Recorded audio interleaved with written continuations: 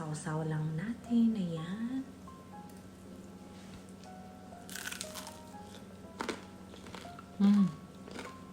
Narinig niyo yun? Ang crunchy.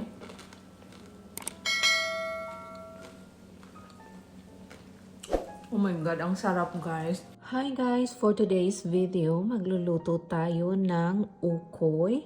So ito yung ating ingredients. So optional pala, pwede kayong gumamit ng shrimp. So ito yung ating ingredients. Optional yung shrimp, depende sa inyo kung lalagyan nyo. So ayun na nga, shrimp, grated kalabasa. So basically hindi naman natin uubusin ito lahat unless marami ang gagawin natin, pero konti lang gagawin natin, maybe 1/4 lang ng kalabasa, grated green papaya, grated Japanese yam yung gamit natin, at saka bumili na pala ako ng shredded carrots na sa store, tapos sibuyas, aswete, ayan, sa Asian store ko siya nabili kasi wala sa ibang store, sa Asian store mo lang to siya mabibili. Itong rice flour, ito naman na brand ang gamit natin, at saka gagamit pala ako ng Knorr powder, yung chicken flavor ang gamit natin, or pwede din salt if gusto ninyo. So ito yung ating gagamitin so far. Ayan,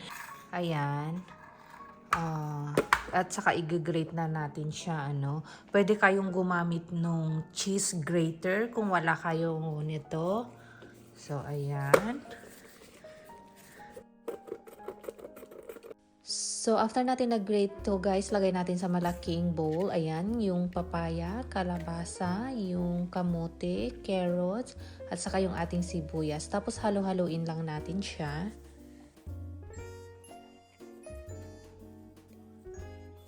Ito na pala siya guys. Ayan, nahalo na natin siya. So, sobrang dami pala yung nagawa ko. So, hahatiin ko lang ito. Tapos, ilalagay natin siya sa ref. Para pag mag-crave tayo later on, meron na tayong ready na para lutuin na lang at gagawa na lang tayo dun sa kanyang coating. So, ayan. So, ayan. Ito na. Nahati na natin. So, ito lagay ko lang sa ref. Para yung coating na lang niya ang gagawin natin pag lutuin natin. So, ito muna ngayon. So, ito yung lulutuin natin. So, ayan tingnan nyo. Ang ganda ng kulay. Pag gusto nyo pala merong green, pwede naman kayo mag-add ng gulay na gusto ninyo. Yung mga green leaves. Ayan. Credit pala itong recipe na to sa asawa ng brother-in-law ko. Kasi every party namin, gumagawa siya. Sobrang sarap guys. Promise. Kaya hiningi ko sa kanya itong recipe. Ayun, binigay naman niya sa akin. Kaya I hope makuha natin yung lasa na ginawa niya. Kasi ito yung recipe na ginawa niya. So, ayan. Gagawa tayo ng kanyang coating para ready na natin ito lutuin. So, ayan guys. Gagawa tayo ng coating niya. So, maglagay muna ako ng 1 cup na tubig. Ayan. Marami-rami yung ginawa natin. And then, unti-unti ko lang ilagay itong ating rice flour. Paunti-unti lang. Yan. Para mabilis natin siya matunaw. Gamit lang kayo ng pangwis or di kaya pwede naman kutsara.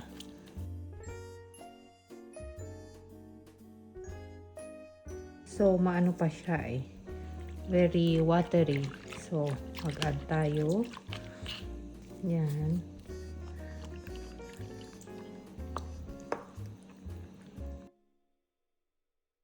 So, ayan guys. So, gumamit pala ako ng 2 cups rice flour saka 1 cup na tubig. So, iubos na lang natin to. Ayan, ang ganda na Ayan. Haluin lang natin. Ngayon, gagamit tayo ng seasoning. So, yung chicken Knorr ang ginamit ko na powder, dahil marami akong ginawa. 2 teaspoon ang ginamit ko. Yan. Pwede na yan. Kasi if ever matabang siya or hindi siya masyadong pwede bawiin mo sa sauce niya. Kaya yun ang kagandahan. Pangit kasi pag maalat, tapos magsa-sauce ka. So, it's better hindi siya maalat. Dahil may sauce naman siya later on. So, ayan, ang ganda Ganda. Ang ganda ng consistency niya. So ngayon, mag-add na tayo ng ating pangkulay, yung aswete. Yan. Yan.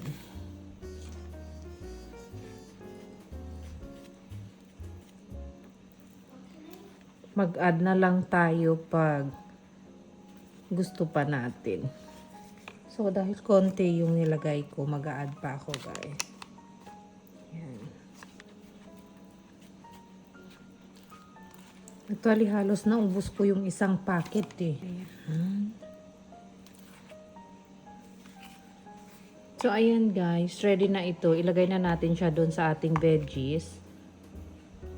Okay. So, ayan. Tapos na itong ating coating. So, ayan yung ating gulay. Ilalagay ko na yung ating shrimp. Nahugasan ko na din ito. So, ihalo ko lang siya dito. Tapos, haluin lang natin. Kinamay ko na guys. Don't worry. Naka-gloves naman tayo. So, ayan. Then, unti-unti nating i-pour itong ating seasoning. Ayan.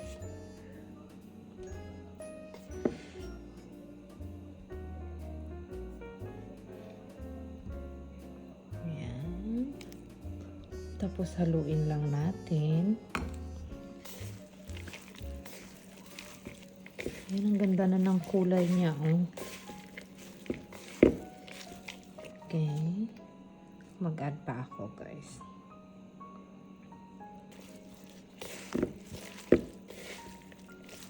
If in case sobrang lapot pala niya, pwede ka naman mag-add ng paunti-unti ng tubig dito, ano. So, yan. Ganda na ng kulay niya, oh. Mag-add pa ako, guys. I think add ko na lahat. Ayan. Pag ano naman siya, yan, sakto lang pala yung ginawa natin. Ayan. Okay, so ayan. Ready na ito, ano? Ready na natin lutuin. So, ayan. Maglagay na tayo ng oil.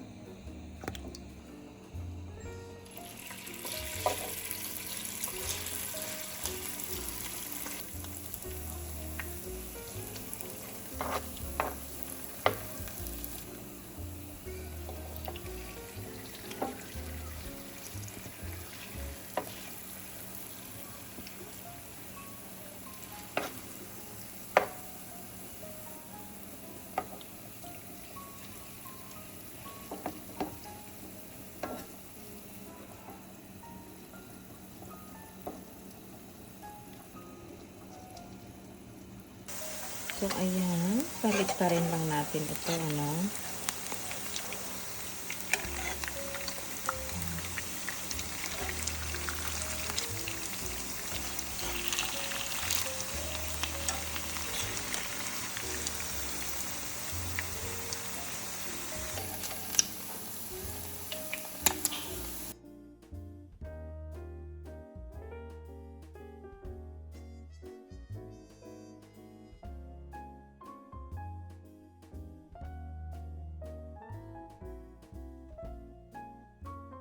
Para sa ating dipping sauce, ayan, sibuyas, bawang, salt at saka pepper.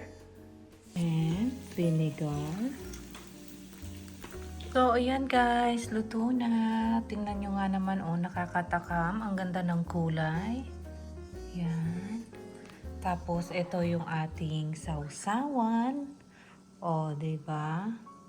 Tingnan nyo nga naman. So, ayan, syempre, moment of truth. Titingnan natin pagpasado yung ating ginawa ngayon. So, ayan, guys. Ito na yung ating okoy. So, syempre, titikman natin siya. So, ito muna. And then, yung ating sauce. So, tingnan natin kung gaano siya kasarap. Sausaw lang natin. Ayan.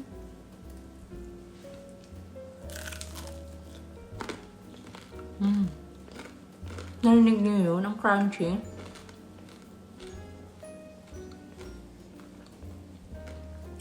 Oh my God, ang sarap guys.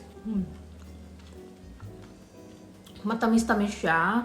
Dahil nga siguro dun sa kamote, saka dun sa kalabasa. Ayan, ang sarap. Try nyo, oh.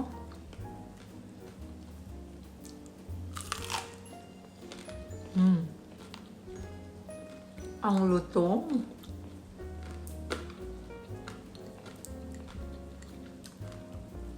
Oh my God, ang sarap.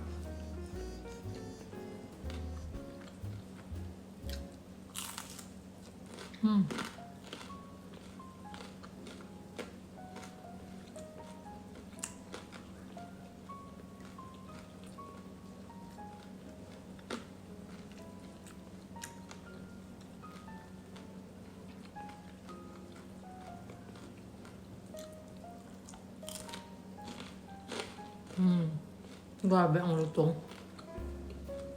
So, meron tatlo guys. I-challenge ko yung kaibigan ni Ali. Mga ibang lahi. So, tingnan natin kung magugustuhan nila ito. So, ayan. Comes with sweet yam and squash. Yeah, what? And I put shrimp, but you won't notice it. So, let's see. You know how much I hate shrimp. Gonna try? Ayan. I love shrimp. Okay. Try it. It's okay.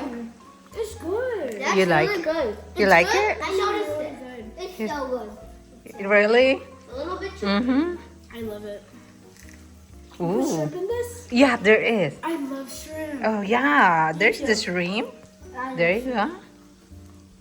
So you have to dip it in there. And let's see. It's good. Good, right? All right. How about you? You want to try? Pag na-try nyo pala itong recipe, please comment down below kung ano nagiging resulta if nagustuhan nyo din. So, yun lang. Share ko lang. Bye!